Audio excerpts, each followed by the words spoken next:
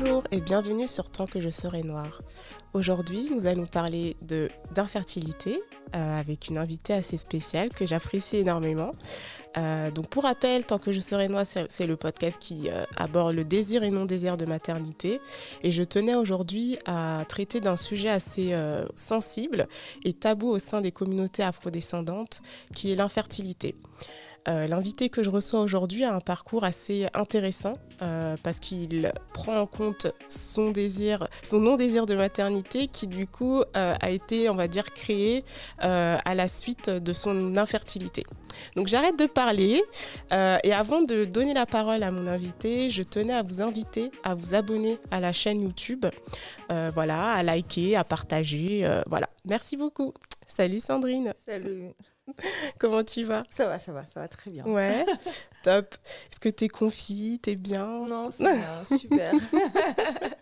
Alors, confortable. Ouais. Du coup, est-ce que tu veux te présenter aux auditeurs, auditrices du podcast ? Oui, moi c'est Sandrine Gatchou, présidente de l'association UTASA. UTASA parcours PMA les personnes afrodescendantes. Et également celle qui anime la page Facebook Ovocite-moi et la chaîne YouTube Ovocite-moi. Donc voilà, à peu près. Et j'ai 37 ans. Bah, c'est génial, c'est le bel âge. T'approches la belle quarantaine. C'est ça, c'est ce que me dit ma mère. Elle dit à 35 ans, les femmes sont beaucoup plus belles. Bah, tu vois, hein, moi aussi, je vois déjà entre 20 et 30, tu vois, les photos, on sent qu'on est à l'aise. Oui, c'est le meilleur âge pour une femme. Elle éclore, elle est belle, elle est pétillante. En tout cas, tu es pétillante aujourd'hui et je te trouve super élégante. Merci. Du coup, on va passer en fait. Donc, tu as parlé du coup de ton association. Est-ce que tu veux parler aux auditeurs de ce qu'est l'infertilité ? Parce que je sens qu'il y a un gros amalgame entre infertilité et stérilité. Est-ce que tu pourrais expliquer avec tes mots ce que c'est, les différences ? L'infertilité, c'est une incapacité pour un couple hétérosexuel, parce qu'on est quand même dans un monde hétéronormé. Oui. C'est une incapacité pour un couple qui ne peut pas avoir des enfants après 12 mois de rapports sexuels consécutifs. Donc, quand on dit rapport sexuel, c'est un rapport sexuel hétérosexuel. Oui. Voilà, parce que un couple homosexuel, voilà, effectivement, il faut des gamètes. Donc, pour faire un enfant, il faut des gamètes, un gamète masculin et le gamète féminin, les ovocytes et le spermatozoïde. Donc, voilà, c'est ce que c'est que l'infertilité. La stérilité, c'est l'incapacité totale, en fait. C'est-à-dire qu'il n'y a pas d'autre possibilité pour les couples d'avoir un enfant, un couple hétérosexuel. Oui. On reste sur l'hétéronormalité, hein. Hétérosexuel, d'avoir un enfant. Aujourd'hui, on n'utilise plus le terme stérilité. C'est plus le cas. Il n'y a plus réellement de sens, en fait. D'accord. Parce qu'on a introduit la gestation pour autrui, c'est-à-dire qu'une personne qui puisse porter l'enfant pour un couple, il peut être un couple de personnes homosexuelles, un couple de personnes transsexuels également. Ouais. Donc, en fait, voilà, la notion. Donc, du coup, la stérilité n'a plus de sens, en fait, parce que vraiment, aujourd'hui, avec toutes les avancées technologiques et aussi des mutations, en fait, aussi sociales, c'est qu'on n'aborde plus le sujet de la stérilité. Donc, stérilité n'existe réellement plus, en fait. Oui. Donc, on parle d'infertilité, mais encore une fois, une infertilité qui est hétéronormée, mais l'ONU, notamment l'OMS, l'Organisation mondiale de la santé, en 2018, je crois, il a voulu introduire effectivement la notion d'infertilité pour inclure les personnes homosexuels. D'accord. Parce qu'effectivement, ils sont en incapacité d'avoir un enfant. Voilà, exactement. C'est super clair. J'aurais aimé t'avoir en prof de SVT. En tout cas, c'était super clair. Alors du coup, moi, la question qui me vient à l'esprit, c'est pourquoi est-ce qu'au sein des communautés afrodescendantes, et après on parlera de toi, mais je pense que c'est important de cadrer le sujet, pourquoi l'infertilité est-il si tabou ? Pourquoi est-ce qu'on n'en parle pas ? Alors que tu me l'avais dit, c'est en Afrique qu'on a de forts taux d'infertilité. Tout à fait. Comment t'expliquerais tout ça ? L'Afrique, effectivement, oui, a un taux d'infertilité le plus important du continent, que ce soit le continent européen, américain et tout ça. Donc, c'est nous qui rencontrons le plus tôt fort d'infertilité. Aussi parce que la réussite, on l'entend toujours, hein, la réussite d'une femme, c'est le fait d'être maman, quoi. Et du coup, il y a cette compétition entre les femmes sur qui a un enfant et tout ça. Donc, du coup, là, effectivement, la personne qui est en situation d'infertilité, elle va avoir du mal à le dévoiler va pouvoir indiquer. Et aussi, c'est qu'à l'époque, une femme, notamment chez nous au Cameroun, moi je suis camerounaise, chez les Bétis par exemple, il fallait prouver que la femme peut produire, que son utérus peut produire avant d'aller en mariage, chez les Bétis par exemple, voilà, les femmes. Donc du coup, les femmes parfois elles avaient l'enfant hors mariage. Une fois qu'on pouvait prouver effectivement qu'elle était fertile, là, on l'autorisait à aller en mariage. Donc vraiment, voilà, effectivement, il y a ce poids-là sur la fertilité de la femme qui fait ensuite entraîner la crispation sur ce sujet-là, et aussi un élément qui est aussi la colonisation. Quand les colons, les Français, les colons sont arrivés, il fallait produire la force vive en fait pour pouvoir construire les routes, pour faire l'exploitation, exploiter les sols et les terres africaines. Du coup, la femme était aussi ce biais-là, comme il y a eu pour l'esclavage. Les femmes esclaves, noires esclaves, ont produit la force vive qui qui ont renforcé l'esclavage et aussi l'exploitation en fait, l'exploitation des différents champs de coton, voilà. Donc c'est vraiment ça quoi. Donc l'utérus de la femme noire a été l'objet qui a permis de nourrir ce système capitaliste qu'on a aujourd'hui. Hein. Donc voilà. Donc du coup, effectivement, il y a la partie tradition, il y a aussi toute la colonisation qui est arrivée en fait par rapport à ça, parce que ma maman nous expliquait en fait effectivement aussi quand une famille avait beaucoup d'enfants, c'était la seule manière pour savoir qu'une famille avait l'argent en fait, parce que finalement beaucoup d'enfants c'est beaucoup de main d'œuvre, de force vive pour travailler au champ, et voilà. Donc c'était vraiment ça. Donc du coup et aussi ce côté-là, comme il n'y a pas de retraite, de système de retraite. Donc, du coup, les enfants prenaient le relais sur les parents, en fait. Prenaient le relais quand les parents étaient beaucoup plus âgés, s'en occupaient. Donc, voilà, c'est vraiment ça. C'est pour ça que la fertilité, la reproduction, c'était quelque chose de vraiment central.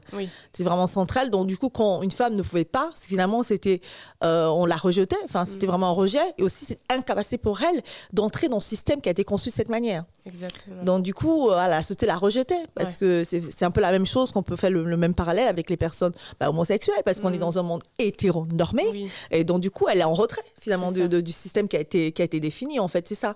C'est vraiment pour ça que et elles sont honteuses, être hors du système, donc du coup elle en parlait moins, c'est pour ça que c'est tabou. En fait, le tabou vient vraiment de là en fait. Donc il faut comprendre anthropologiquement, l'historique, effectivement, pourquoi c'est aussi tabou. C'est hyper intéressant, et tu vois, je pense que c'est Françoise Vergès qui en parle aussi dans Le ventre des femmes.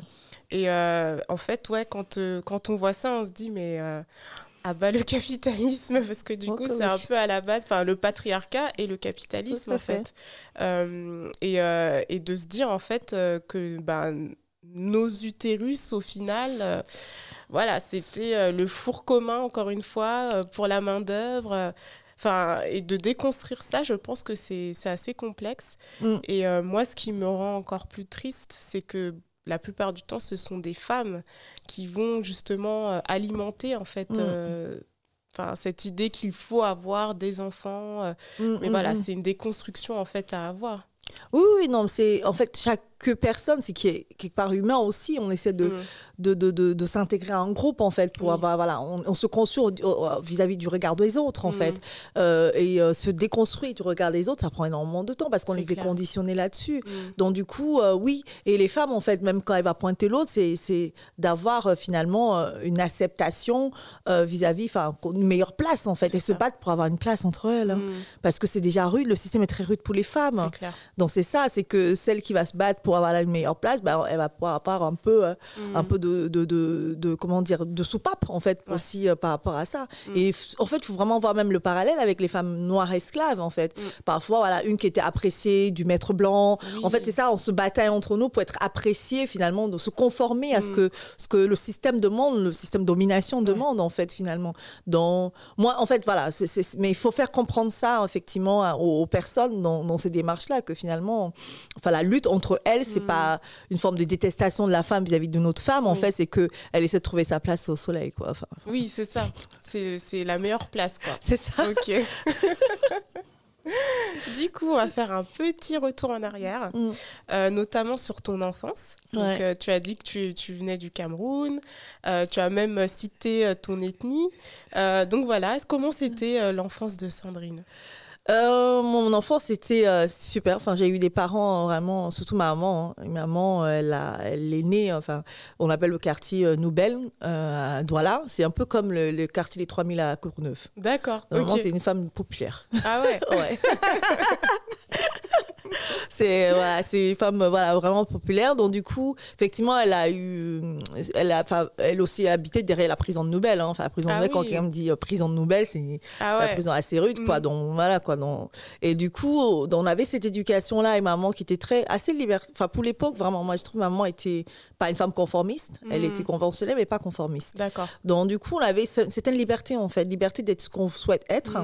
Donc voilà, moi, par exemple, mon enfant, ma mère, ce que je voulais faire, elle l'autorisait. Oui. Donc quand je voulais m'habiller en jupe ras les fesses et tout, avec des talons comme ça, ma mère dit, mais elle m'expliquait, le monde est rude pour les femmes, en fait. Tu vas t'habiller comme ça, tu fais emmerder par les hommes, mais est-ce que tu es conscient de ça?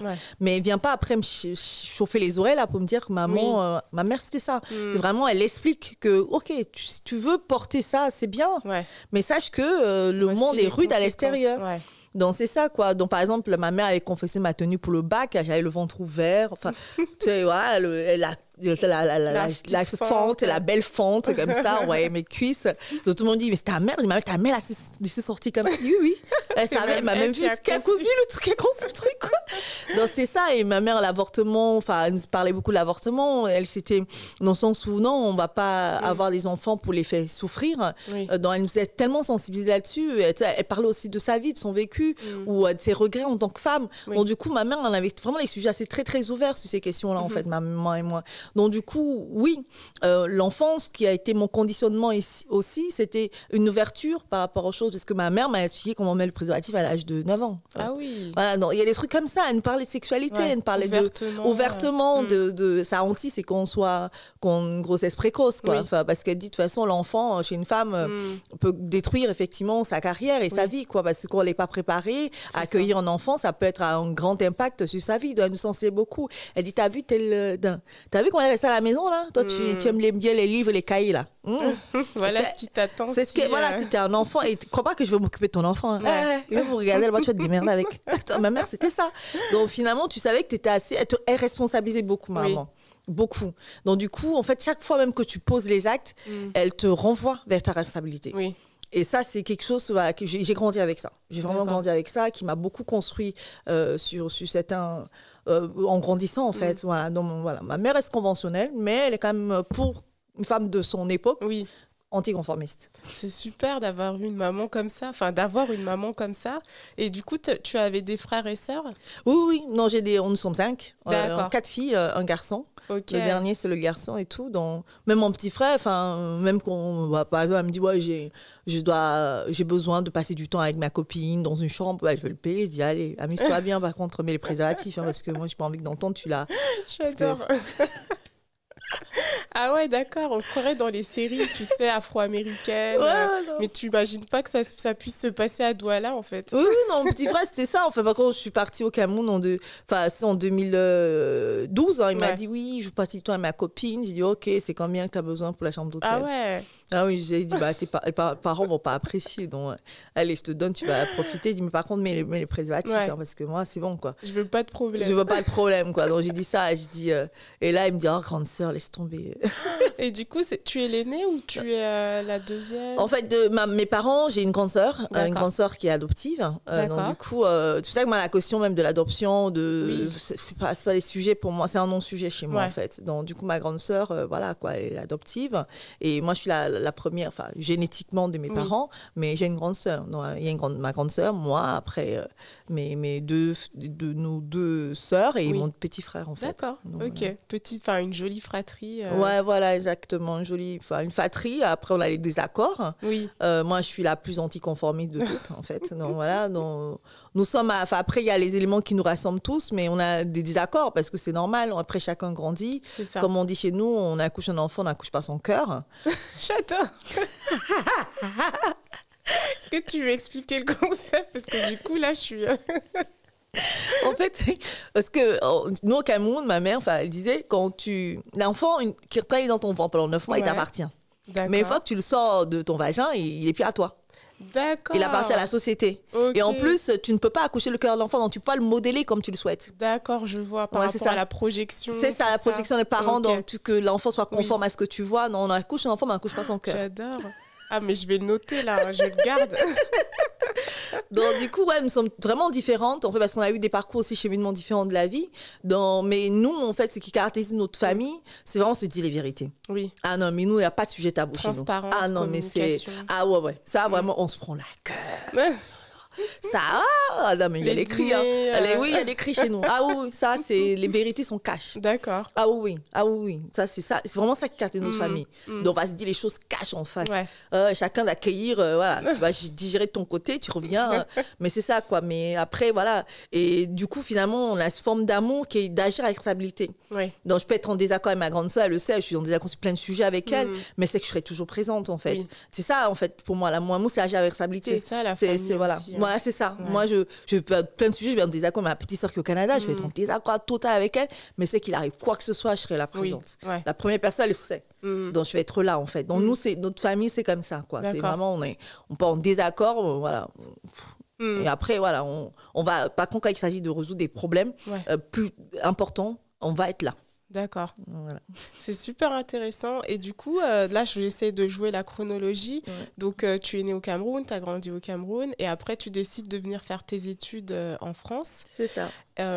Et quand est-ce que naît ce désir de maternité? Ou bien, il était jamais là? Ou comment ça s'est passé? En fait, moi, il n'a jamais vraiment été là. En fait, je voyais les gens avoir des enfants.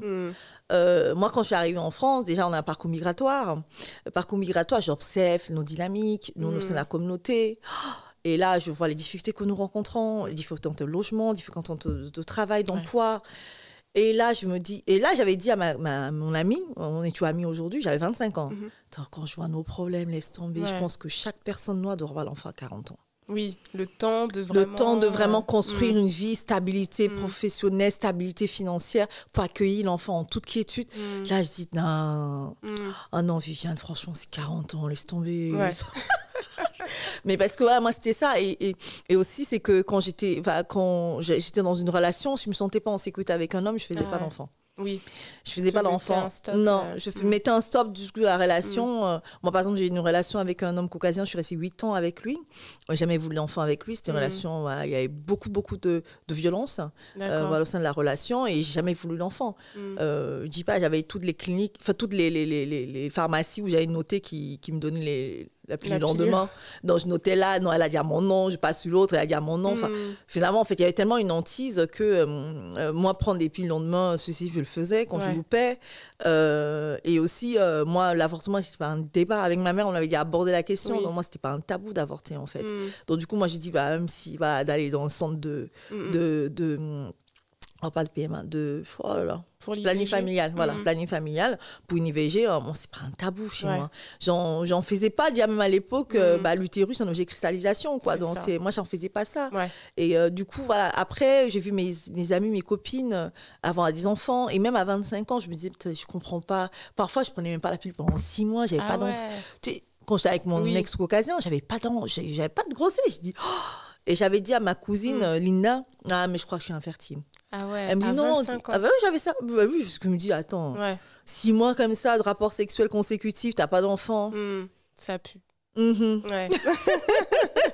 Et elle me dit non, mais t'inquiète, tu dois peut-être être stressée. Je dis non, on dit qu'on est au top de sa forme à 25 ans que. C'est là, quoi. Voilà, je dis, je sens ça, je sens. Et après, voilà, du coup, moi, j'ai continué ma vie. Enfin, j'ai quitté mon ex-caucasien, j'étais avec d'autres hommes. Et pareil, je voulais pas d'enfants avec eux parce que je ne voyais pas long terme. Donc, du coup, j'ai enchaîné pareil entre les préservatifs. Après, une fois qu'on a enlevé les préservatifs, on fait les tests, les pilules du lendemain, enfin, et tout ça. Donc, du coup, pilule normale, quoi. Après, pilule du lendemain, si j'ai sauté, parce que je sautais tout le temps ce truc-là. Enfin, laisse tomber. Moi, je n'étais jamais... Oh là là, c'est tout le plus chiant que j'ai. Le jour où j'ai appris que j'étais infertile, j'ai dit, oh Seigneur, merci. J'ai pu prendre les pilules, quoi. J'adore. Je crois que tu es la première femme qui a accueilli cette nouvelle comme ça. Ah non, mais c'est vrai que ça devient pour ne pas prendre ce truc-là. Oui. Parce que, mais moi, je pense que j'ai tué mon corps à les hormones. Hein. Je vous dis pas, Ouais. maman, je voulais pas d'enfant. Ah ouais. Du coup, j'étais là. C'est chaque fois que je loupais, je savais à qui je pouvais demander et tout. Ah ouais. Ah oui, parfois, il fallait voir le médecin pour avoir l'ordonnance. Oui. J'ai les ordonnances de 6 mois, je mets à pleurer. Putain, j'ai trop de problèmes, j'en suis. On n'est pas quand on a un enfant comme ça, ce sera pas possible pour moi. Vous donnez T'avais tout ton petit script. non, mais j'avais mon script et tout, qu'on me donne des pilules, quoi. Et du coup, donc, voilà, c'était ça. Et voilà, après, à 31 ans, c'est ma sœur qui m'a alertée au Canada. D'accord. Qui m'a dit qu'elle a fait des examens et tout, hein, et que finalement, c'était pas... qu'ils lui ont demandé d'alerter ses frères et sœurs. Un bilan hormonal. Et moi, j'étais dans une relation à ce moment-là avec un homme camerounais. Du coup, bah, j'ai fait les examens. Effectivement, parce que oui, j'avais aussi les fibromes. Parce que là, avant même que ma soeur m'alerte, j'avais les fibromes. Et tu vois, j'ai dit au gynéco, franchement, je pense qu'il y a un problème, je suis infertile. Je lui avais dit ça, oui, j'ai pas pu avoir d'enfants pendant plusieurs mois consécutifs de rapports sexuels, c'est bizarre. C'est là où, effectivement, je venais pour mes fibromes parce que j'avais beaucoup de sang, saignement, les douleurs vraiment pelviennes. Donc, ça me pourrissait vraiment la vie, les fibromes, quoi. Donc, du coup, j'étais venue consulter pour les fibromes. Après, elle m'a fait l'hystérosapelgographie, qui est un examen qui permet d'observer les trompes. C'est là où on a détecté que mes trompes étaient bouchées. D'accord, ok. Voilà, donc ça c'est vraiment ça. Et qu'aussi on a fait une IRM. Une IRM, c'est le gold star d'examen pour localiser les fibromes et leur taille réelle. Donc j'ai fait l'IRM, effectivement, j'avais deux gros fibromes dans la cavité utérine. Ah ouais. Donc c'est pour ça, effectivement, je ne pouvais même pas accueillir un enfant. Donc j'étais en train de dire, mais punaise, j'ai pris des années, les pilules qui ont servi à rien, j'avais 2 trompes bouchées, des fibromes. Mais j'étais vert pour ça quand même, hein, parce que je me suis tué la santé pour rien, quoi. Non, mais tu te dis, c'est pourquoi j'ai pas fait cet examen plus tôt. C'est ça, exactement. Donc je l'ai fait à 30 ans, donc du coup après, voilà quoi. Donc avec ma soeur, maintenant, m'a alertée pour la partie hormonale. D'accord. Donc voilà, donc du coup, moi j'avais déjà les problématiques là de trompes bouchées et les fibromes. Donc là, quand j'avais une formation, je devais partir à Marseille parce que voilà, moi je voulais faire une formation professionnelle dans les métiers côté nucléaire. Donc du coup, je suis partie à Marseille au CEA des Cadarages pour une formation. Donc j'avais mis en stand-by mon opération, même si j'avais les douleurs pas possibles, les saignements. Je saignais beaucoup. Et du coup, et aussi c'était pédiculé, fibrome pédiculé. En fait, quand il se tord, mais la douleur, mais à chaque fois mais vous avez envie de buter les gens. Vraiment, la douleur est tellement énorme que ça. Donc du coup, je souffrais malgré ça pendant la formation. Donc après, moi, j'ai opéré. C'est là où ma soeur m'a appelée, voilà, pour me prévenir, mais j'avais prévu l'opération et tout.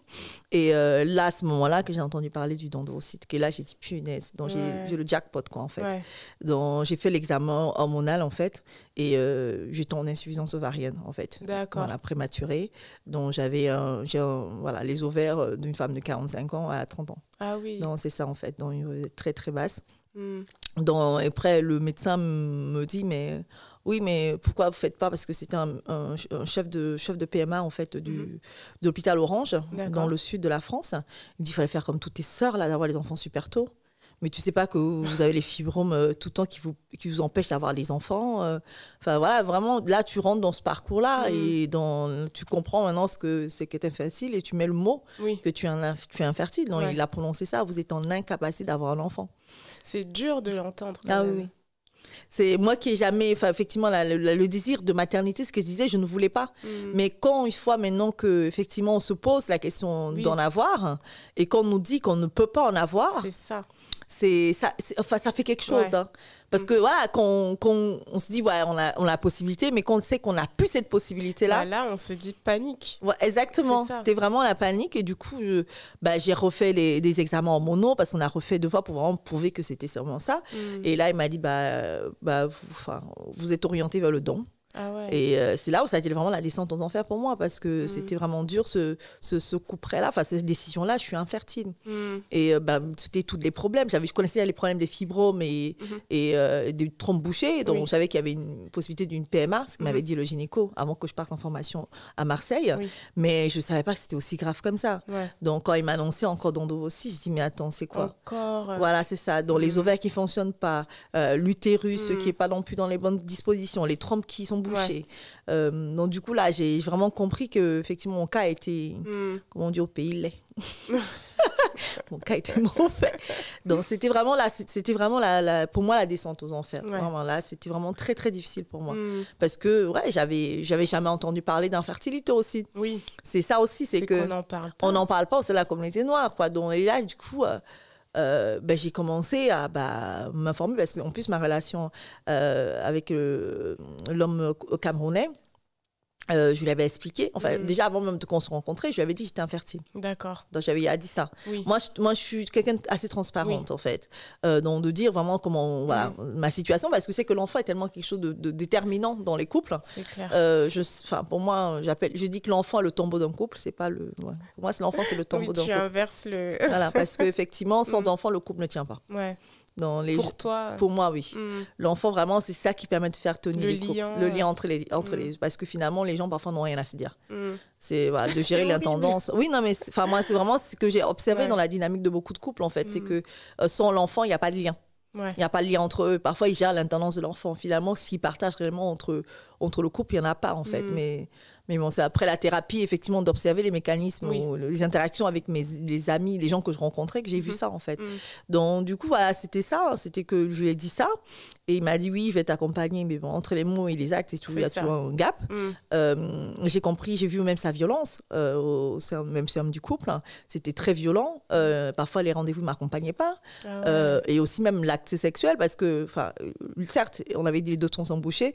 Il dit, oui, mais par contre, mais on ne sait jamais. Tu vois, même le truc, en fait, c'est ce qui m'a aussi agacée au sein de la communauté, c'est que finalement, les gens prétendent savoir ce qui se passe réellement dans ton corps. C'est ça, mieux connaître. Que toi-même, que tous les examens que tu tapes, les spécialistes que tu vas voir, en fait, se disent, oui, mais même la personne avec qui tu partages ta vie, en fait, que tu vas dire, oui, mais tu sais jamais, peut-être c'est pas vraiment bouché. Donc, Donc, du coup, voilà, même les relations sexuelles, même l'acte sexuel, pour moi, c'est un sentiment de viol, en fait, parce que je couchais, je faisais l'amour sans vouloir faire l'amour, en fait, parce que finalement, ce corps-là que tu as, ne t'approprie plus, parce que non seulement au niveau médical, parce qu'on explore, parfois tu vas dans les hôpitaux universitaires, j'ai rien contre les externes, ah oui, je cherche mon ovaire, parce qu'en plus quand tu as l'utérus rétroversé, il tourne avec sa sonde vaginale, en fait ton corps ne t'appartient plus.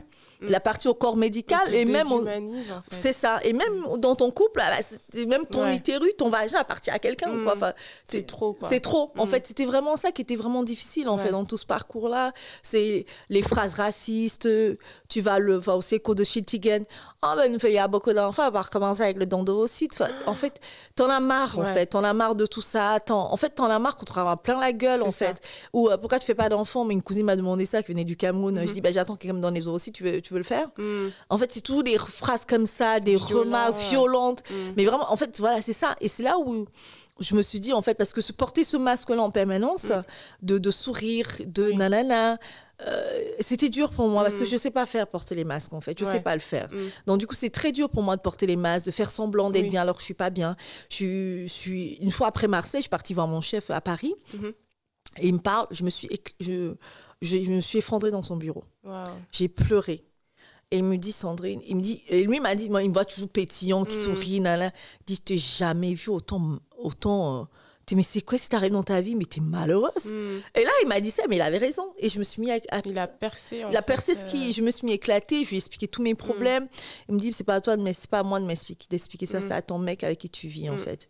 Donc finalement, lui, il était pas au courant de tout ce qui se passait dans mon cœur et tout ça, parce que chaque fois, quand je veux aborder le sujet, c'est que j'en ai marre tout le temps tes problèmes d'infertilité. Ah oui. Donc c'est vraiment tes problèmes. Voilà, c'est tes problèmes d'infertilité.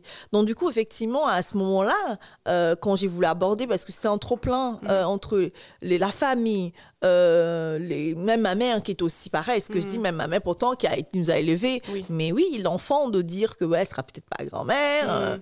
Elle t'a quand même mis une pression. Une pression aussi. Donc c'est ça en fait, c'est que finalement, voilà, c'est que quand les vrais enjeux sont là, tu vois réellement effectivement les positionnements des gens. Parce que les gens, c'est toujours très très facile d'aborder les choses, mais quand il y a quand les vrais enjeux, c'est là où tu vois le positionnement des gens en fait. Et ta maman était du coup un soutien plutôt ou non, ma mère n'a pas été un soutien. Ma mère n'a pas été un soutien. C'est ça que j'ai dit, j'ai j'aime beaucoup ma mère, j'ai beaucoup de respect pour elle, mais elle n'a pas été là. Mais bon, on a traité nos problèmes ensuite, par la suite. Mais ma mère n'a pas été là parce que c'est toujours cette pression-là.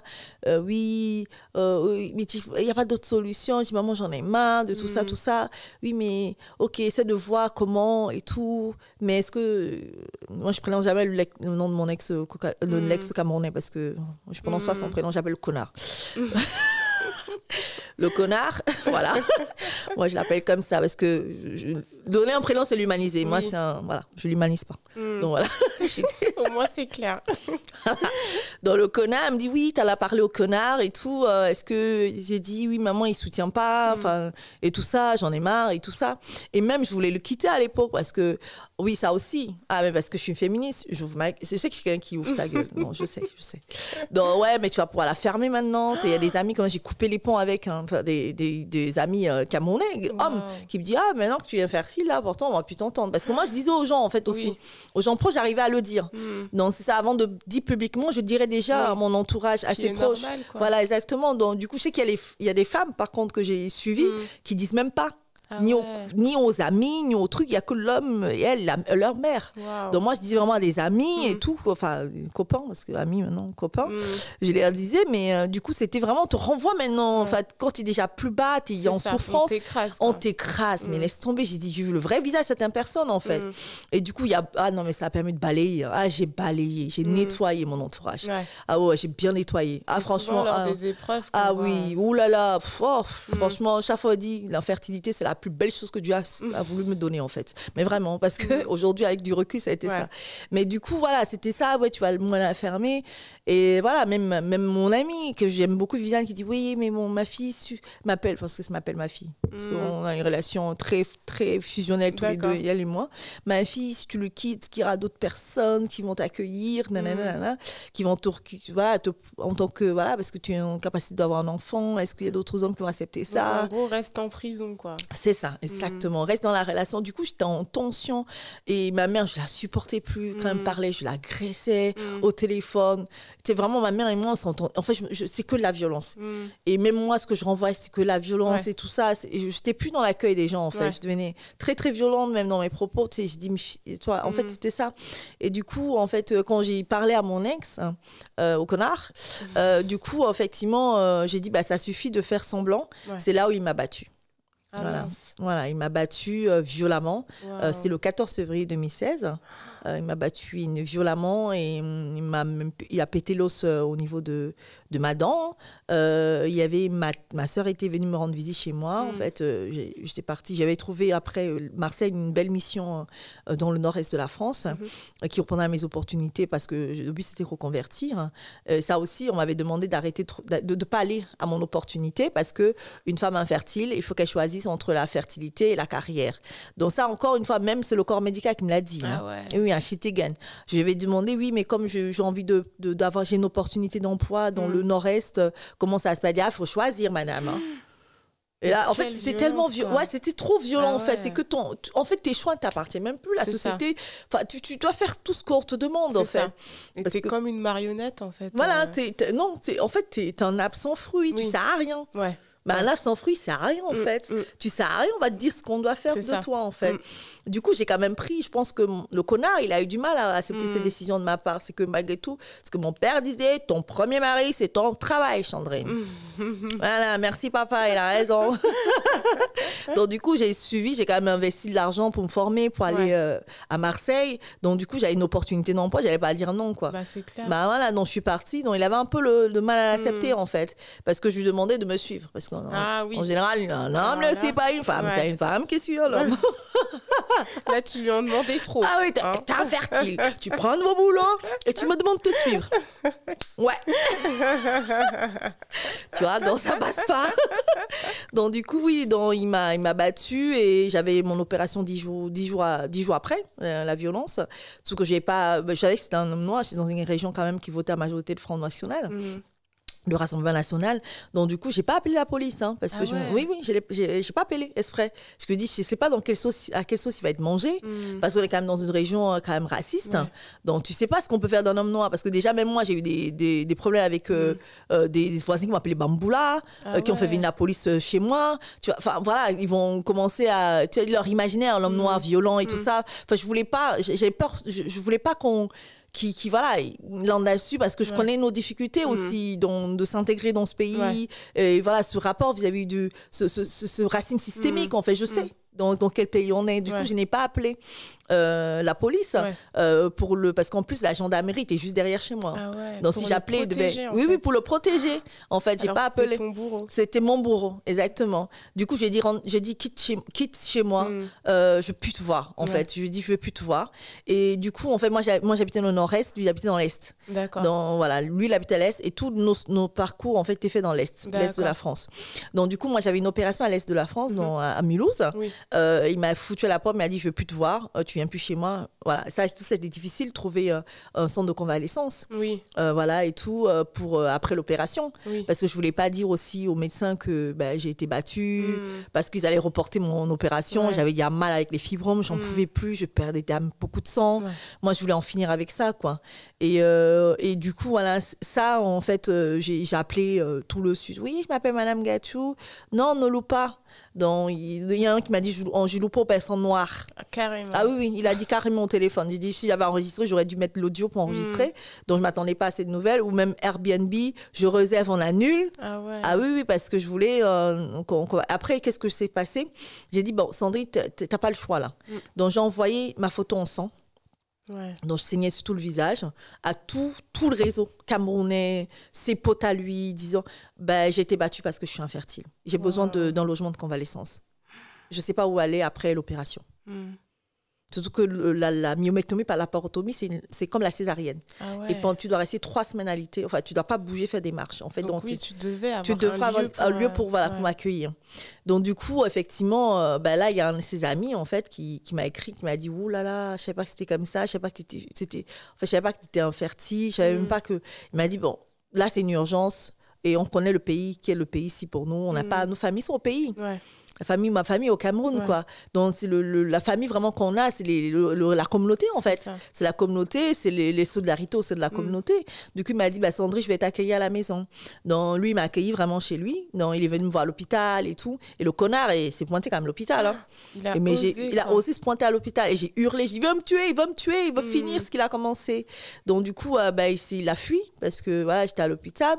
Et il y a eu l'opération de myomectomie par laparotomie. Donc, on ouvre là, comme je le dis, comme en césarienne, pour enlever les 2 gros fibromes de 8 cm et de 5 cm dans la cavité utérine. Wow.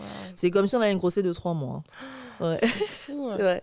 Donc, ça perd le ventre et voilà. Gonflé et tout, ouais, exactement. Donc, du coup, après le 48 heures post-op, effectivement, j'ai au moment où il m'a battue, au moment de l'opération, j'ai perdu 12 kilos. Après 48 heures post-op, j'ai fait une tentative de suicide. Aïe, aïe, aïe. Je voulais me vider de mon sang. Je suis sortie de ma chambre et j'avais les poings de suture. Je voulais qu'ils s'ouvrent, qu'on me retrouve morte. Hors parce que le poté avait la forêt derrière l'hôpital. Je voulais qu'on me retrouve morte. En fait, j'ai tellement marché. Il faisait froid. En fait, c'est le froid qui m'a sauvée. J'avais tellement froid. Je suis remontée dans ma chambre d'hôpital. Du coup, après, il y a beaucoup d'amis qui sont relayés. Viviane s'est relayée, sa maman s'est relayée, ma copine Yuan, chinoise, s'est relayée. Elles sont relayées chaque semaine. Elles venaient à Mulhouse. Elles ont fait le déplacement de Paris pour venir s'occuper de moi. Une cousine s'est relayée également parce que je ne pouvais pas faire de courses. Je ne pouvais pas faire à manger pour pas rester debout. Oui, t'étais dépendante. T'es dépendante, effectivement. Et ma meilleure amie, Viviane, elle est arrivée à l'hôpital. Elle a pleuré parce que j'étais... En fait, quand on dit quelqu'un est morte, là, on dit chez nous, tu peux voir quelqu'un, il marche, on dit, mais il est mort. Il n'y a plus d'âme. Il n'y a plus d'âme, en fait. Elle a pleuré, elle est sortie, je l'ai vue, elle est entrée dans la chambre. Ma chambre où j'étais hospitalisée, elle est ressortie. Elle est ressortie en larmes, pleurant dans les bras de sa mère. Oh là là. Parce qu'elle m'avait jamais vue comme ça. Ouais. Donc j'étais morte, j'étais même plus là en fait avec eux. Donc, en plus, elle m'a appelé le jour, elle est venue le lendemain où j'ai fait ma tentative de suicide. Je voulais vraiment partir, quoi. Et là, elle vient, elle me dit, il n'y a aucun homme qui va t'emmener sous terre. On est là. Elle me dit ça, me fait que me répéter, aucun homme t'emmènera sous terre. On est là. Ouais. Ne pars pas parce que c'est lui. Ne pars pas pour lui. Pars même si tu veux partir, parce que tu veux partir. Pars pas pour quelqu'un qui n'en faut même pas la peine, ne pars pas parce que voilà et tout.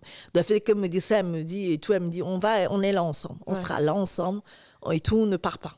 Donc qu'est-ce que je vais faire sans toi si tu pars et tout. Donc du coup c'était ça en fait, elle m'a vraiment tenue vers le haut. Donc c'est elle qui faisait les cours, elle essayait de me faire rire, de redonner vie. Voilà, elle faisait faire rire, de faire que j'oublie en fait tout ce que elle dit. Je sais que c'est dur, je sais que je peux pas savoir ce que tu traverses là en ce moment et tout. Elle dit mais on va le traverser ensemble. Donc t'inquiète pas, on va trouver des solutions, on trouvera des solutions et tout. Donc c'est vraiment après quand elle est partie, elle avait en plus son mariage, elle avait annulé. Elle avait préparé son mariage, elle a annulé. Elle dit tant que ma soeur est en train de mourir à l'hôpital, je ne peux pas continuer mon mariage. Donc on va arrêter ça. Elle a mis tout en stand-by. Elle a dit non, on ne peut pas continuer si elle l'est sous terre. Donc du coup, voilà, elle est venue avec sa maman. Donc, son mari était en stand-by. Elle a dit aux gens non, mon ami est pas bien, donc priorité, je préfère me priorité elle. Et elle avait dit même à son mari, si tu maries, peut-être on va annuler le mariage. Tant qu'elle n'est pas bien, je ne veux pas me marier. Donc du coup, moi aussi, finalement, quand elle me dit ça, je dis hey. La pression. La pression. Voilà, c'est comment aussi, il faut que je travaille pour me remonter. Donc du coup, effectivement, je faisais tout pour aller bien. En fait, pour qu'elle ait aussi, parce que le mariage, c'était très important pour elle, pour lui d'offrir ce jour-là, parce qu'annuler ce jour, pour moi, ça me faisait tellement mal. C'est vrai qu'aussi, la douleur, elle est nombriliste. Je ne pensais pas effectivement c'est ça, en fait, tous les effets de bord également de l'acte que j'allais poser, en fait. Ce que ça allait faire. Mais en fait, qu'on est tellement mal. Tu es focalisé sur sa douleur. En fait, tu veux juste... En fait, le suicide, c'est quoi? C'est arrêter de souffrir. C'est que tu souffres tellement que tu aimerais qu'on arrête. Tu aimerais arrêter de souffrir. Et c'est ça, en fait. Du coup, tu n'es pas là à regarder ce que les autres vont penser, ce que tu vas créer dans leur vie. Tu n'es pas là à regarder ça. Tu veux juste arrêter de souffrir. Donc, du coup, moi, à un moment donné, il fallait que je sois bien. J'ai dit, non, t'inquiète, ça va aller mieux. En fait, ça n'allait pas. J'ai dit, ça va aller mieux, on va faire ton mariage. Et là, je faisais pour... En fait, c'est pareil. Je reportais le masque. Le masque. Allez, ça va aller mieux. T'inquiète pas, on va être ensemble, on va se marier. Parce que moi, j'ai dit, on va se marier. Donc, on va se marier, t'inquiète, on va aller à l'église et tout, ça va être une soirée. Et tout ça pour lui dire que non, oublie-moi, je vais tout faire pour que ça soit ta journée et tout. Donc, après, les 3 semaines sont passées. Moi, je suis remontée à Paris. J'étais à Mulhouse, chez le pote qui a bien voulu m'accueillir. Donc, je suis partie à Paris et tout. On a organisé son mariage. Donc, je suis restée, j'ai pris mes jours, en fait, parce que l'hôpital a reprolongé mon arrêt maladie. Donc, je restais avec elle à Paris. Après, voilà, une fois que... après, je suis rentrée chez moi parce que... En fait, je fuyais parce que il y avait la scène où il m'avait battue. Donc, on m'avait battue. En fait, voilà, c'était un trauma. Je fuyais cet endroit-là et tout. Après, j'ai dit, je vais fuir jusqu'à quand? En fait, c'est chez moi quand même. Donc, du coup, je suis rentrée chez moi dans le nord-est, à Givet. C'était à 1 semaine du mariage de ma copine. Elle m'a dit, non, je vais revenir, en fait. Donc, après, je suis revenue et on a fait le mariage. Après, je suis rentrée chez moi et là, je faisais des crises. Des crises d'angoisse. Des crises, une fois qu'on a fait le mariage, des crises d'angoisse.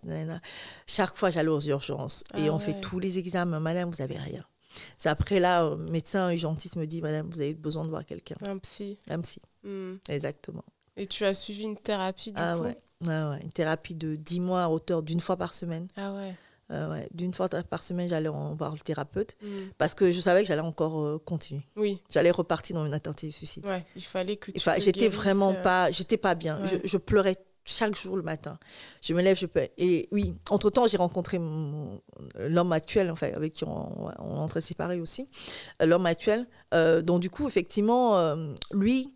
il essayait de me remonter aussi parce que je lui ai expliqué que je sors d'une tentative de suicide. Enfin, moi, je lui ai tout dit. Je t'explique. Je suis... d'entrée de jeu. Je suis infertile. J'ai 2 trompes bouchées. J'ai un utérus polyfibromateux. Je viens de sortir d'opération de mes fibres. J'ai des ovaires d'une femme de 45 ans, mais bon, j'ai 31 ans. Et tout, je sors d'une tentative de suicide. Waouh. Et il est quand même resté. Il a vu ça, il me dit, c'est la première fois qu'une femme dit tout ça, en fait. Et surtout une femme noire. Parce que lui, il est noir. Jamais on le dit ça, en fait. On ne dit pas tout ça. Ça, c'est des secrets, quoi, qu'on garde. C'est ça, exactement. Du coup, il n'avait jamais... sachant qu'il a aussi, effectivement, de la famille qui a quelqu'un de proche pour lui qui a une maladie mentale. Donc, du coup, finalement, effectivement, de dire ça comme ça, c'était ça. Et finalement, aussi, même dire, ça permet de prendre conscience dans quel état je suis, en fait. Dans quel état de détresse dans lequel je suis, en fait, c'est ça. Je t'ai dit, là, je dis tout, parce que de toute façon... C'est ça, exactement. Et du coup, voilà, il a essayé de... Lui, pareil, tout le temps, effectivement, il m'écrivait comment je vais, prendre mon état, et tout, parce que je lui ai dit ça. Et je lui ai dit, je pense que je suis prêt à faire autre chose encore. Je suis partie à une autre tentative de suicide, mais je ne l'ai pas dit à ma copine, Viviane, parce que je ne voulais pas qu'elle s'inquiète encore à nouveau.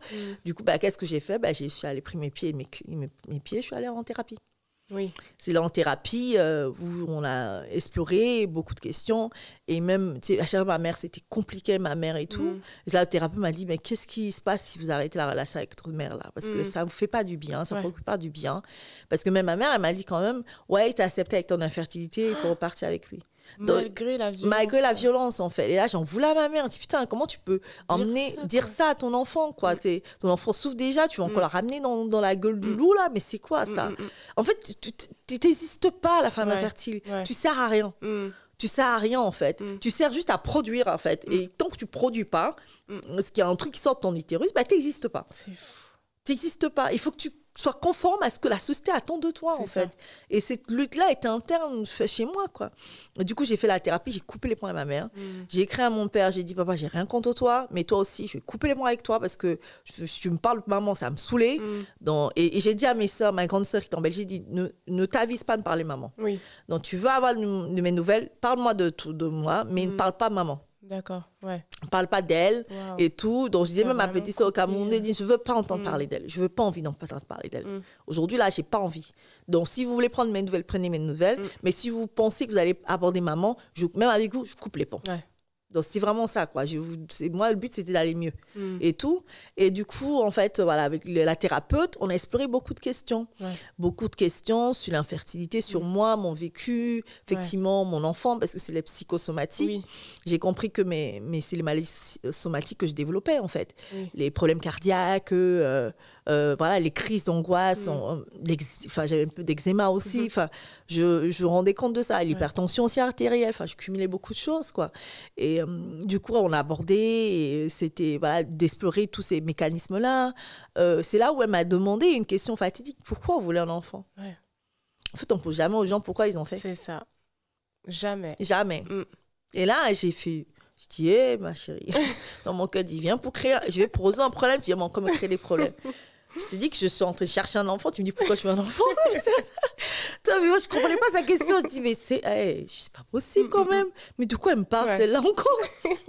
Et là, elle me dit, allez faire un essai, vous revenez. Et là, je pose à tous les amis, pourquoi tu as fait un enfant? En fait, j'allais sur Internet, pourquoi on fait un enfant? Et là, pour la transmission, pour transmettre des valeurs, pour ne pas être seule. Pour nanana, moi je m'en fous, la solitude ne me pose pas de problème. Transmission, quel genre de transmission, enfin. Ah oui, transmis du patrimoine, dit pardon, là il y a pauvre dans la famille. Pas de patrimoine, transmettre. Donc du coup, c'est réglé. Et pas être seule, c'est réglé. Transmettre des valeurs, franchement, est-ce que je suis tellement si exceptionnelle pour transmettre une quelconque valeur à je ne sais pas qui? Je me suis dit, allez, c'est réglé ça aussi. Et il y avait plein. Et du coup, je vais voir des amis. Mais pourquoi tu as fait un enfant, toi? C'est comme ça. Comme ça. Pourquoi c'est comme ça, c'est comme ça? Mais tu vois, même les réponses. Pas d'explication. Ouais, ben c'est comme ça, non? C'est le cycle de la vie. Comment ça, le cycle de la vie? Enfin, du coup, c'est plein de trucs. Je dis, mais non, je ne comprends pas ta réponse, en fait. En quoi c'est le cycle de la vie, en fait? Enfin, qui a dit pourquoi on doit faire un enfant, en fait? Et d'autres questions, oui, parce que oui, voilà, une qui m'a dit, ouais, parce que je veux transmettre, quand même, j'ai eu des biens, je dis, sérieux, tu crois que ça avait 100 000 € qu'elle va aller loin ton enfant? Enfin, il y a plein de, tu vois, les réponses comme ça, oui, mais tu vois, on a acheté un appartement, on veut transmettre, je dis, sérieux, tu crois que c'est avec tes 200 000 € que tu vas transmettre quelque chose? Non, mais ça a servi à rien à ton enfant. Et puis tu peux transmettre à d'autres enfants qui sont déjà là. Non, si mais j'ai dit, même, tu crois vraiment qu'elle va aller loin avec 200 000 €? Mais le monde dans lequel on vit. Tu dis, déjà qu'il va payer les frais de succession là-dessus, les taxes, voilà. Je dis, il restera des miettes. Voilà, il restera pas beaucoup. Donc je dis, j'espère que tu vas pouvoir le vendre et commencer à faire la donation, parce qu'il va pas faire grand-chose avec ça. Donc tu vois, c'est vraiment plein de questions comme ça. À chaque fois que j'avais des réponses où quelqu'un dit, oui, je transmets les valeurs que m'ont donné mes parents.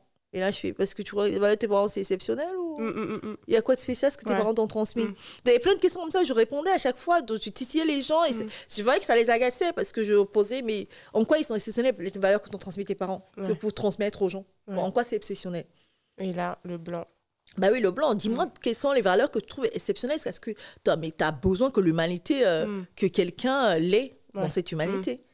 Et je dis, en plus, est-ce que tu as besoin de passer par le fait d'avoir un enfant pour transmettre une valeur, en fait? Donc, tu vois, toutes ces questions-là.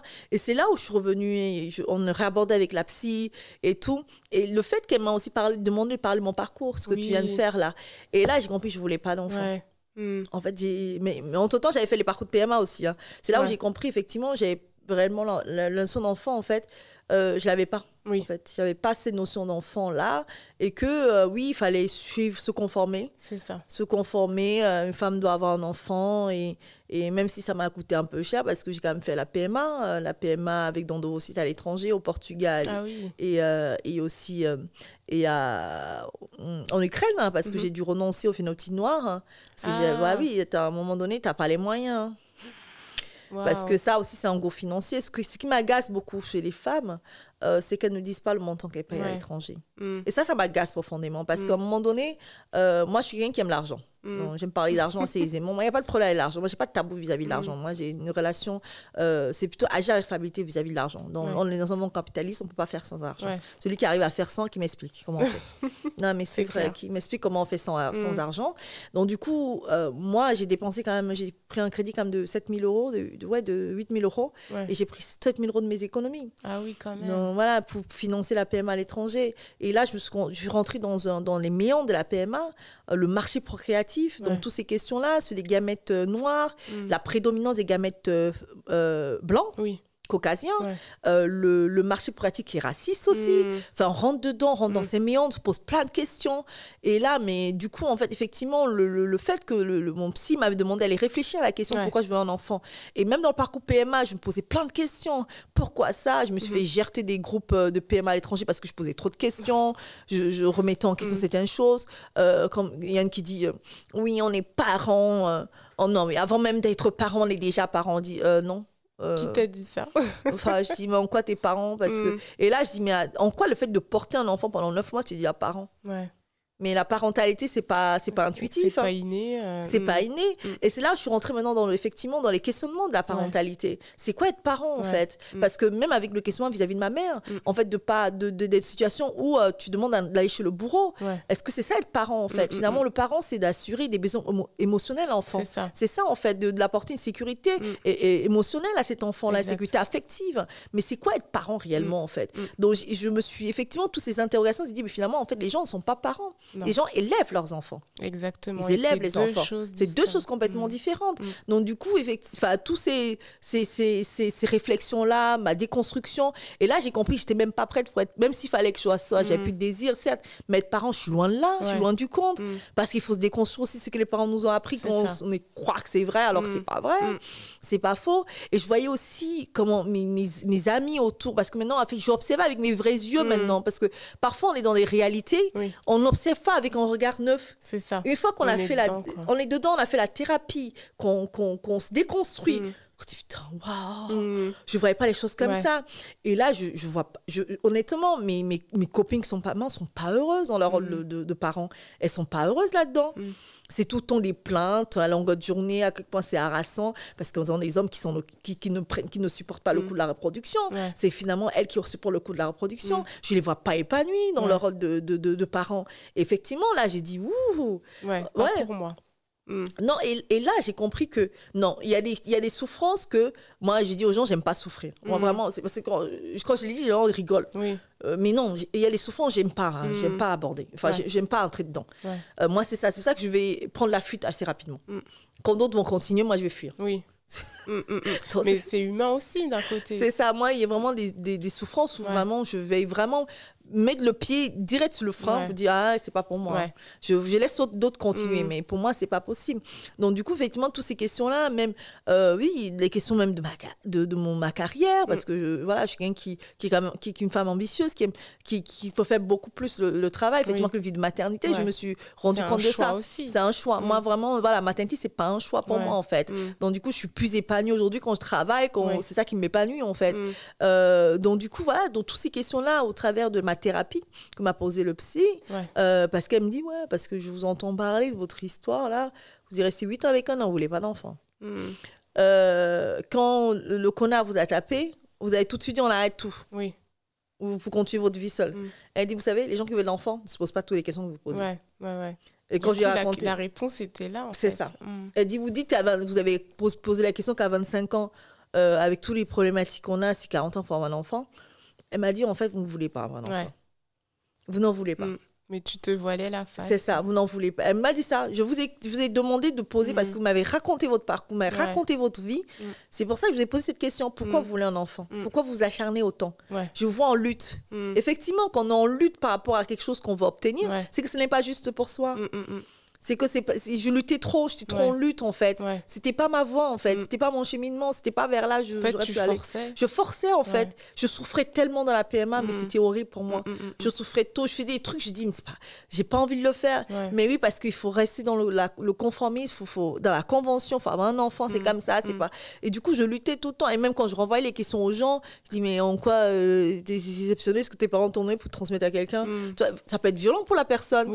Mais tu vois, finalement, c'était une manière pour moi de rejeter tout ça, en fait. D'avoir un rejet par rapport à tous ces questionnements. Et de le verbaliser aussi. De le verbaliser, de rejeter ça, quoi. Donc, du coup, oui, là, certes, la PMA, j'ai fait ma PMA à l'étranger, au Portugal et en Ukraine. J'ai compris que je ne voulais pas d'enfant, en fait.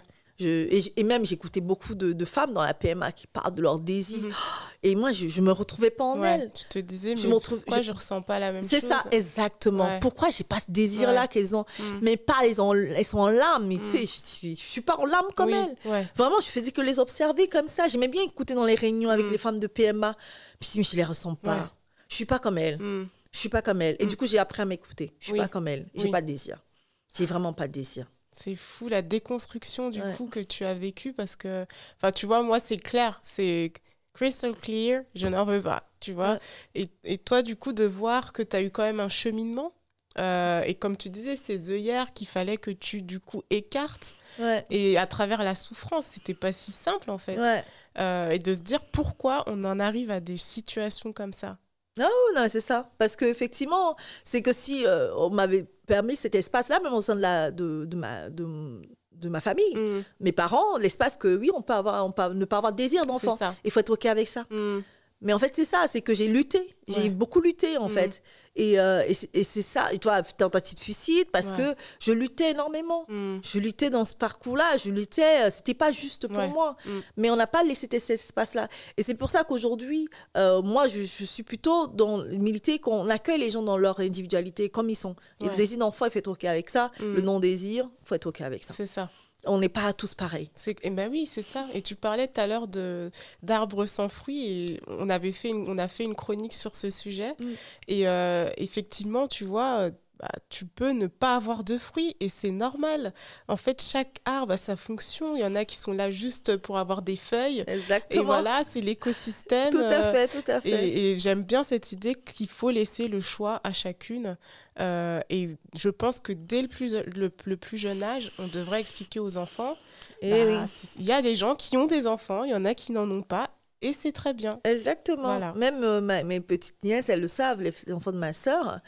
Quand j'étais allée, je leur ai dit, mon parcours. Tata, t'as pas d'enfant? Je dis non. Je dis, Tata est malade, mais Tata n'en veut plus aujourd'hui. Tata, effectivement, elle a eu un moment, elle est à l'hôpital pour avoir des enfants. Mais non, je n'en veux plus, les filles. Non, je suis bien comme ça et tout. Et après, une fois, quand j'étais allée en Belgique, j'entends, ma Tata, elle est là aussi, elle s'appelle Sandrine.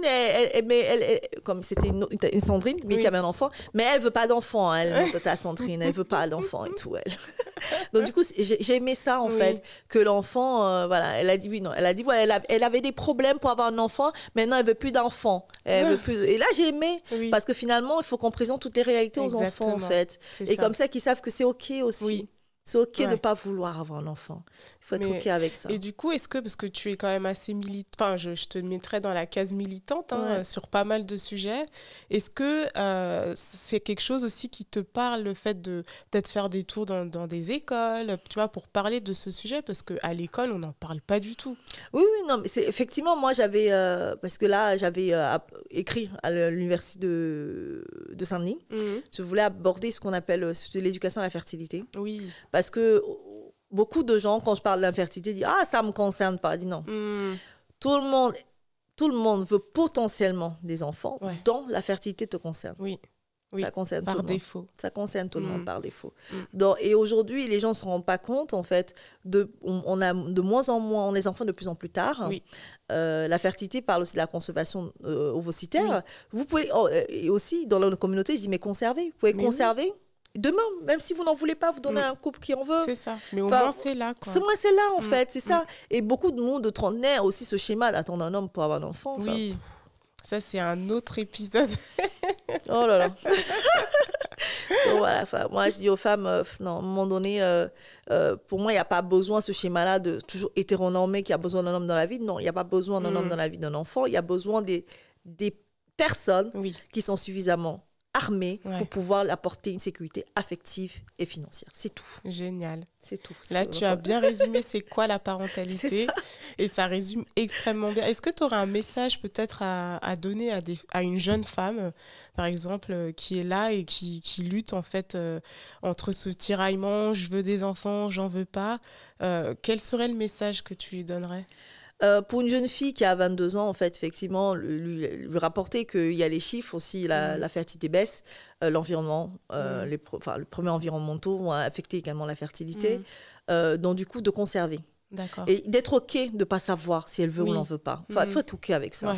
Chacun a son cheminement progressivement. Comme tu l'as dit, hein, moi, j'ai dû faire un parcours difficile alors que toi, tu savais tout de suite que tu n'en veux pas. Alors que moi, c'était différent. D'être OK de ne pas savoir. C'est OK de ne pas savoir aussi. C'est OK. Et de conserver, de donner cette possibilité parce qu'aujourd'hui, il faut aussi y a une réalité, c'est que nous, on a les pathologies. Parfois, les pathologies sont méconnues par le corps médical. Donc, du coup, on erre parfois de spécialité en spécialiste. Parfois, c'est trop tard pour la réserve ovarienne. Donc, conserver, et on se bat avec la loi de révision bioéthique pour que l'autoconservation soit faite à tout âge, comme la contraception définitive, qui est la ligature des trompes, et tout, c'est à tout âge. Il n'y a pas d'âge. Dès 18 ans, on peut ligaturer. Donc, même si j'avais rencontré une femme noire qui m'avait écrit sur aussi de moi, elle avait 20 ans, elle ne voulait pas d'enfant. J'ai dit, mais être OK avec ça si tu ne veux pas. Elle me dit, je veux faire une ligature des trompes. Les médecins, je l'ai renvoyé vers un groupe Facebook, vers un groupe Facebook, en fait, pour les personnes qui souhaitent se ligaturer, qui veulent faire une contraception définitive. Tu fais trop avec ça. Tu n'as pas, ça n'enlève rien ce que tu es et tout. Tu restes une femme. Voilà, c'est ça. Tu vois, tu restes qui tu es. Parce que oui, bien sûr. Là, je suis encore dans le schéma hétéronormé. Exactement, patriarcat. Parce que pour déterminer pour dire si on est une femme ou un homme, il faut le sexe hormonal, le sexe chromosomique et le sexe génital. Génital, c'est j'ai un pénis ou j'ai un vagin. Hormonal, l'oestrogène, testostérone, tous les hormones chromosomiques XY. En fait, il faut tout déterminer ça pour pouvoir dire qu'on est une femme ou un homme. Peut-être même toi, tu sais pas si tu es une femme. Clairement. Non, mais c'est vrai. Tu vois, on est encore dans ces schémas. Exactement. Tu sais pas si tu es une femme. Parce que moi, à un moment donné, j'avais un taux oestrogénique tellement bas d'hormones. Je me suis posé la question si je suis vraiment une femme. Parce qu'effectivement, c'est le trio, le sexe hormonal, chromosomique et génital, qui permet de définir si tu es une femme ou un homme. Tu vois, on apprend des choses tous les jours. Donc voilà, c'est ça. Peu importe, tu es une personne, tu es un être humain, avec tes choix. Et voilà, donc ce que je conseillerais, c'est conserver les ovocytes et se laisser le choix, la décision et d'explorer le monde. Enfin, voilà, tu as le temps d'être pas d'accord, de réfléchir, de revenir. Mais voilà, et là, c'est la féministe qui parle. On n'a pas besoin d'attendre un homme pour faire un enfant. Il n'y a pas besoin de ça. Et aussi, là, c'est encore la féministe radicale qui parle, c'est qu'aujourd'hui, quand on voit les violences que subissent les femmes au sein du couple, que l'enfant, c'est l'objet de cristallisation, de chantage à la part des hommes, j'ai envie de dire aux femmes, faites pas même des enfants avec un homme. Là, c'est la féministe radicale qui parle. Est-ce que là, tu fais allusion au cas de Rokhaya Exact. Voilà. Rokhaya Traoré. Donc voilà, moi, j'étais en couple caucasien. Il me le disait clairement que je vais te pourrir la vie si on est en enfant ensemble. Non, moi, je savais parce que, en plus, on est dans un parcours migratoire. On ne maîtrise pas les lois dans les pays dans lesquels on est immigré. Il faut aussi qu'on parle ça aussi ouvertement dans nos communautés. Ça aussi, il faut qu'on maîtrise les lois dans lesquelles on est. Oui. Parce que je vois beaucoup de nous, là, nous autres, qu'on se marie. On ne connaît même pas le code civil. Vous savez ce qui entoure le mariage? Vous connaissez les lois dans le mariage? J'ai une amie, j'ai dit, tu sais que quand tu es marié, la mère de ton mari, il est ici, hein. Il n'est pas au pays. Hein. S'il arrive quelque chose, tu disais que tu vas le dépenser pour... Elle me dit, oui, c'est la loi, c'est le code civil. Vous êtes solidaires, même pour les parents. Même si tu détestes ta belle-mère, tu dois t'en occuper. T'es lié, en fait. T'es lié. Oui, c'est ça, le code civil. Et aussi, la gestion des enfants. Demain, si tu veux aller à l'étranger, poursuivre ta carrière, est-ce que tu as abordé ça avec lui? Qu'il a le droit de laisser les enfants venir avec toi et de signer l'autorisation que tu puisses quitter le territoire. C'est qui arrive à Diallo, c'est qu'elle n'a pas à signer. Effectivement, l'enfant est parti. Traoré, Diallo, excuse-moi, Traoré. Oui, et ça aussi, c'est l'objet de chantage, chantage et cristallisation. Ça m'a fait mal, en fait, effectivement. Les hommes, ils le savent. Ils savent quand ils font ça. Ils en jouent parce que moi, mon ex-caucasien me le disait. Et moi, je suis une femme noire. Je sais qu'une femme noire, déjà, on a l'image de nous, on n'est pas des bons parents. Donc, un co-tribunal va nous prendre pour des... Franchement, quand tu connais ton couloir, tu fais des choix. C'est ça que moi, personnellement, ayant été en relation caucasienne, je ne serais plus avec une personne blanche. Moi, c'est pas possible. Moi, il y a des choses que je ne veux plus supporter dans la vie. En fait, voilà, il y a des trucs comme ça. Et ça, effectivement, quand tu es dedans, quand tu as été dedans, tu sais maintenant, effectivement, tous ces rapports-là, ces préjugés racistes, je ne veux plus entendre ça. Je ne veux plus, je ne tolère même plus dans mon couple. Tolère pas de phrases racistes. Tolérance zéro. Tu vas faire ta déconstruction avant tu reviens avec moi. C'est exactement ça. Je veux pas de défaite, des carambolages sortis d'autoroute. Oui, les noirs sont... Stop. Et ça, effectivement, moi, j'ai vécu ça pendant 8 ans. J'ai vécu ça pendant 8 ans. C'était les critiques tout le temps, critiques vis-à-vis des personnes noires. Donc, je vois Rokhaya, moi, j'ai pas voulu d'enfant avec lui parce que je me sentais en danger.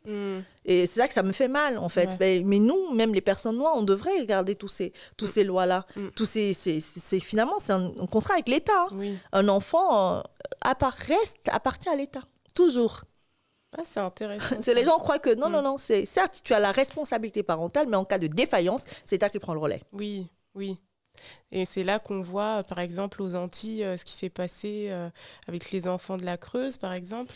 Des assistantes sociales qui sont venues, qui ont retiré la garde. Et puis c'est ça, exactement. Parce qu'elle imaginait, même j'ai une amie congolaise, on a donné l'enfant, la garde totale au père, parce qu'il dit, oui, elle parle lingala à la maison. L'enfant ne parle pas bien français. Effectivement, l'enfant, c'était ça le motif, parce que l'enfant, effectivement, elle n'est pas de très bonne note à l'école de français. Il dit, oui, parce que dans la maison, il parle lingala. Mais lingala, c'est une force aussi. Oui. Mais tu vois, on utilise ça à chaque fois, même dans les tribunaux, au niveau du JAF, le juge d'affaires familiales, en fait, de tous ces arguments-là. Mais moi, je l'ai vécu. Non, moi, je dis, je ne peux pas avoir d'enfant avec lui, c'est pas la peine. J'ai pas envie de... Non, on a trop de batailles dans ce pays. Non, je fuis. Je fuis. Moi, je fuis. Les trucs, ça que je dirais pas, franchement, dire aux femmes, réfléchissez bien quand vous voulez avoir un enfant avec les hommes sont pas aujourd'hui déconstruits, ils sont dans un système patriarcat et tout, c'est un monde fait par eux et pour eux, même au niveau des lois, donc soyez stratèges. Donc tous actes de, même aux jeunes femmes, soyez stratèges. Même dans le mariage, il faut être stratège, même dans avoir les enfants, il faut être stratège. Merci Sandrine. Franchement, ça donne une sorte de piqûre et puis là, t'es à bloc, quoi. Non, c'est ça. Moi, c'est le conseil que je donnerais à une jeune fille noire, dans le désir ou non-désir. Merci pour ces conseils. Alors, avant de clôturer ce chapitre, ce nouvel épisode super intéressant, j'ai quelques petites questions tant que je serai noire. La première, c'est est-ce que tu as une chanteuse afrodescendante préférée, que tu kiffes, que tu adores? Il y a une que je viens même d'écouter, c'est Asha. Ah oui. Est-ce que tu as un titre? Jella. I'm talking to you, Jella. Ah mais oui, en plus tu sais que personne l'a encore citée. Je sais pas si on peut la mettre. Et tu sais, je connais pas du tout sa vie en fait. Elle est très discrète. Ouais, c'est vrai. Asha, la Nigérienne. Effectivement, elle a fait un dernier album là et tout, qui est pas mal. J'ai oublié le titre. Non, moi je l'aime bien. Oui, il y en a un sur les violences conjugales. Exactement, tout à fait. Non, moi je l'aime bien. Asha Jella. C'est A-S-A. A-S-A, ouais. Mais c'est vrai qu'elle me fait penser à Tracy Chapman, tu vois, un peu androgyne. Tu parlais de qui est-ce qui est une femme. Ou... Exact, tout à fait. Et il y a aussi une que j'aime bien aussi, mais sa voix, ce timbre, c'est Neka. Neka. Heartbreak. Non. Et puis tu sens en fait. C'est ça, j'aime bien Neka, j'adore Santana. Pareil, c'est nigérienne aussi. Elles sont top quoi, c'est musicalement. Non, j'aime bien, je suis allée la voir. Asha, je suis allée voir 2 fois en concert. Neka 2 fois aussi en concert, Neka. Non, moi je suis vraiment fan. Quelque chose en live. Non, j'aime bien. Parce que voilà. Ouais, elle est pas mal celle-là. Our uniform too. You are uniform too. I'm your prisoner. Oui, ça fait écho. Mr. Chela. Ouais. Tu vois, ça fait écho dans une prison. Ouais. Ça doit te parler, hein, cette... Ah ouais, ça me parle beaucoup. Écoutez juste les textes. C'est un joyeux. Ouais. Super choix. Est-ce que, donc là on va passer niveau cinéma, série, est-ce que tu as une actrice qui embrasse son choix de désir, enfin son choix de maternité ou non maternité avec classe? Oh oui. Oh, celle qui a fait How to Get Away with Murder. Ah, Viola Davis. Je la kiffe. Est-ce que c'est une femme, l'actrice ou sa vie. Cette femme, elle a vécu dans des quartiers pauvres, elle s'est battue, elle a renoncé au désir de maternité parce que maman fout la carrière également et tout, mais elle a adopté ensuite. C'est ça. Oui. Elle a un parcours. Exactement. Et c'est ça en fait, cette diversité-là, oui. J'avais une femme noire que j'ai rencontrée effectivement dans les gens, mais c'est dans un forum américain. Elle n'avait pas de désir. Après, à un moment donné, elle a voulu par le fait qu'elle était les foster kid, elle a accueilli les enfants, elle a adopté. En fait, l'enfant l'a choisi. Wow. Moi, ce que j'ai dit, moi, j'ai pas de désir, mais par contre, je sais que sensibiliser sur la parentalité, je sais que beaucoup de familles d'accueil manquent. Oui. Beaucoup d'enfants restent dans les foyers violents parce qu'ils manquent des familles d'accueil. Donc, c'est quelque chose que je n'écarte pas. Voilà. Mais par contre, même l'adoption, j'ai renoncé aujourd'hui. Mais si c'est un enfant qui souhaiterait que je sois son parent, je le ferai volontiers. C'est très beau. Hein. Franchement, c'est... Mais ouais, Viola Davis, c'est super choix. Ah ouais, moi, j'ai la kiffe. Et dernière question, comment tu terminerais cette phrase? Tant que je serai noire. Tant que je serai noire, je serai toujours visible. Nice. Et je pense que là, tu vois, on est visible sur notre petit canapé rose. C'est ça. Merci beaucoup, Sandrine, pour ce super épisode. Ouais. Et puis, alors, du coup, je vous invite à donc, liker, partager cet épisode, mettre des petites étoiles sur Apple Podcast. Et surtout, alors, il y a une capsule littéraire qui est liée à cet épisode sur l'infertilité. Donc, c'est une capsule littéraire qui est disponible aussi sur YouTube et qui reprend le livre « Reste avec moi ». Qui traite de l'infertilité au Nigeria, justement. Donc voilà, c'est la thématique. En tout cas, merci beaucoup et puis à bientôt.